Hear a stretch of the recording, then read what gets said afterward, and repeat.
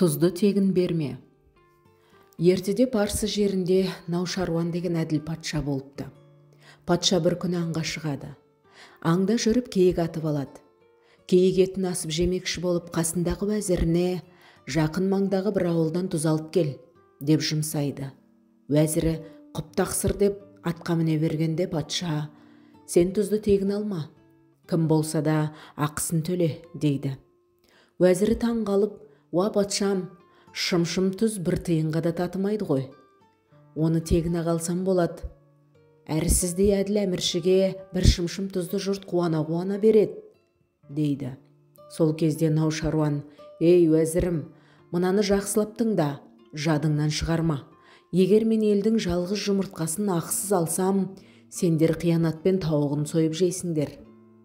Бір алманы тегін жесем, сендер алма ағашын түп тамырымен тартып аласыңдар. Есіңде болсын, басшының істегенін қосшы өзіне үлгі қылады. Ұсақ түйек заттың да ақысын төлеңдер.